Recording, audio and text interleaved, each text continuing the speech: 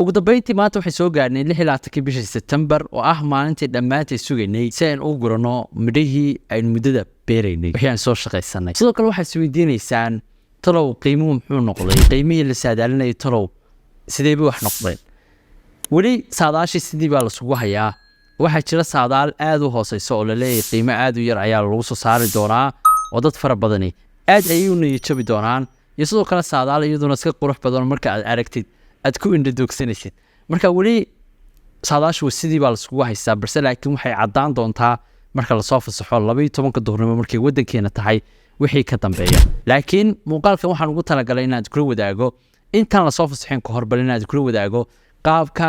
aad lacagtiina ula bixi kartaan waayo qof kasta wuxuu isweydiinaya talo markii waxaan soo dhacaan sidee ayaad lacag nool uga dhigi kartaa waad isticmaali kartid very simple haddii bahashanay xisaab wacan ku soo dhacdo aad ayay u fududahay in lacag nool aad uga dhigatid oo ay ku soo waxa weeyaan ay noqoto lacag cadaan ah oo aad isticmaali kartid laakiin inta ka horeysa ee adag waxa weeyaan qiimaha lagu dhufan doono taas ayaa runtii aad muhiim u ah oo runtii wax go'aamin doonta taas ayaa game changer ah qof kasta oo USDT raba inuu ka dhigto ama hamster combat ku jira oo raba xisaabtiisa inuu helo sidoo kale haddaad ku cusub tahay bogeyga 200,000 ninka Facebook wax yar bay nooga harsan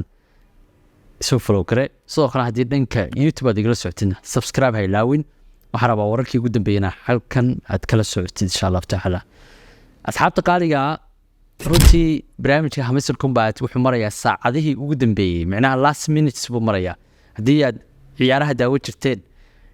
90+5 waa xilliyada ugu xamaasada badan marka waqtiga oo kale maraysaa dhammaan asxaabtu waxay isweydiinayaan talow price predictionkii sax ma noqday qaabkii la rabay saaxiibal weli taas waa la isku hayaa saadaashuna qaarna aad buu hooseysaay oo laga niyad jabsan yahay qaarna aad buu sareysaay waxa la leeyahay niyo baalkani almuqdama kuwii hore ee waxa weeyaan soo bixi jiray marka weli taa lama saadaalin karo balse laakiin waxaan rabaa muuqaalkan inaan kaaga faa'iideeyo qaabkaad awood ugu yeelan kartid in hamster combat kaaga markuu coinskaasi kuu soo dhacaan inaad awood u yeelatid inay ku noqdaan maxay USDT na runtii waa lacag stable USDT na waa stable aan isbedelin oo trade ku jirin waad awood ugu yeelan kartid inaad waxa weeyaan maxay aad samaysid inaad u dirtid inaad kala baxdid oo lacag nool ahaan aad u isticmaashid haddaba muuqaalkan ayaan kugu daawasiin doonaa oo kugu tusi doonaa okay anigu Bybit ma isticmaalo I wish inaan samaysto insha Allah wixii Britola ka dambeeya laakiin maanta waxaan rabaa inaan bal kugu tuso Binance-kayga rabaa inaan kugu tuso okay Binance baan ku qorayaa kadib wallet-kaygaan tegayaa kadib wallet-kayga markaa tago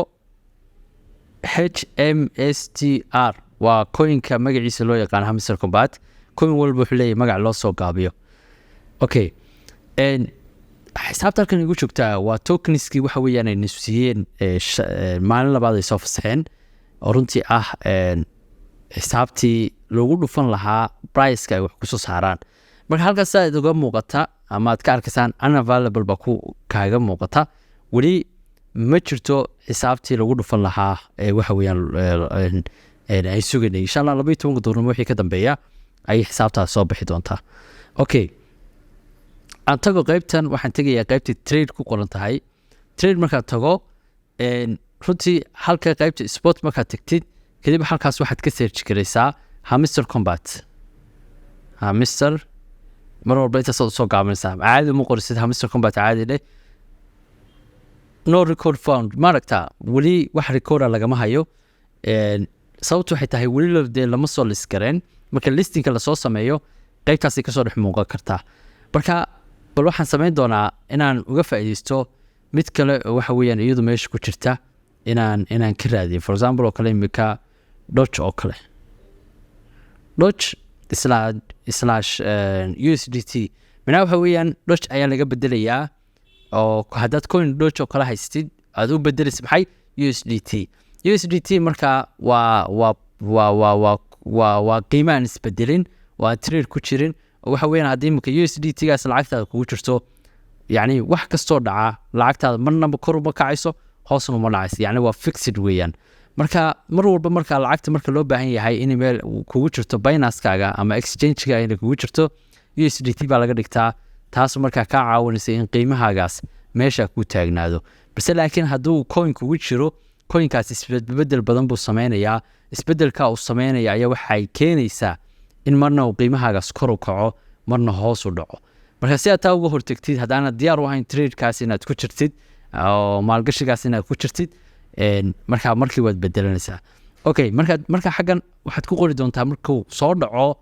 hamster combat HMSTR uu kuu soo bixi doonaa automatically waxaan xagga kaaga muuqan doontaa qiimaha uu ku soo baxay for example kale imika Doge qiimaha uu ku yaala waa maxay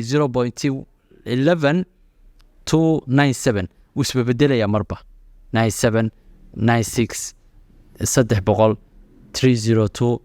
isbedelayaa marka waxa isbedelaya waa intaas laakiin USDT forever ma isbedeli waa qiimo fixed ah oo kugu jiraya exchange kaaga marka waa sababta mar walba aan ku leeyahay weenaad waxa weeyaan aad bedelatid marka USDT gaas hadii lacagta kugu jirto waxa weeyaan waxa jira dhalinyaro sarif haysta oo sarif Binance sarif waxa weeyaan USDT ya kadib iyaga la wadaagaysa kadib iyaga waxay ku soo dirayaan lacagtii oo dollar oo waxa weeyaan ama waafi baa lagu soo diraya ama dahabtaada caadiga lagu soo diraya laakiinse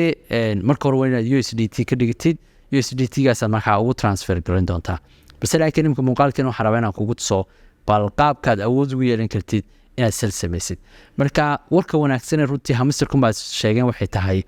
in trade-ku bilaabmi doono wixii gelinka dambe like afarta galabnimo wax ka dambeeya markaan wararkooda akhriyay marka intaa ka horse trade ma jirayo soo qofku waxa awood ugu yeelanayaa within minutes in wixiisa waxa weeyaan uu sel sameeyo marka ku dhufto markaas halkan waxaa iga muuqataa Doge maxay USDT marka from Doge bay ka imaanaysaa marka waxay tagaysaa lacagta waxa loo bedelayaa USDT okay marka buy iyo sell baan kaaga muuqda ama waxaad iibsanaysaa Doge ama maxay waxaad iska iibinaysaa Doge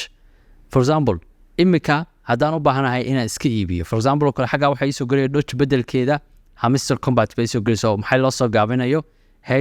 HMSTR marka saddexda dhibcood ayaad make sure oranaysaa inaad dhigtid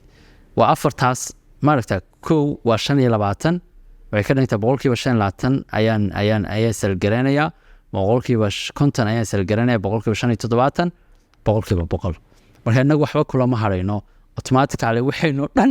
hal mar baynu wareejisanaynaa automatically lacagtaasi waxa weeyaan sell Doge baad oranaysaa taas ayay waxa weeyaan lacagtaada waxa weeyaan kugu soo wareegi doontaa aniga wax Doge imika iguma jirto waxaan iska salgarayaa iguma jiraan so that's why baan wax way soo qabanayn so you see automatically marka lacagtaas ka gadid waxay kugu soo dhici doontaa qaybta waxa weeyaan USDT gaaga oo qiimaha xagaasa insha Allah taala markaan qaybta ka gudubno oo qof kastaaba hubsado in wixiisa u soo dhaceen USDT gaas u soo gashay oo total balance USDT gaas markay ku soo muuqato oo aragtid lacagtaas farxadu waxay tahay waa lacagaad gacantaada ku haysatid kriptada lagu sheegaya waaba intaaba kriptada lagu sheegaya shoodhayaal waaba intaas kripto uma baahnida wax badan oo kale yani imika the first step cryptocurrency waa maxay sidee baa wax u socdaan sidee baa sell iyo buy loo sameeyo waaba intan wax lagaaga sheekaya waaba intan so kriptada qofka ka faa'iida hadii jeer waa qofka ka soo bilaabo from airdrop ka faa'iideysta coinsku markay qiimaha ugu yar ee waxa weeyaan suuqa aad u liito ka faa'iideysta oo self buy fiican sameeya markuu qiimuhu kacana waxa weeyaan self fiican sameeya so qofka kriptada ka faa'iideysta waaba intaas insha Allah taala waxaan rajeynayaa muuqaal kan xiga wuxuu noqon doonaa marka barnaamijka sida loo daafuro inaan la soo socodsiiyo wararka ugu dambeeyay ee barnaamijkaas ka soo kordha iyo price prediction waxa weeyaan ay dhamaantii rajeynaynay iyo meesha ay wax mari doonaan insha Allah taala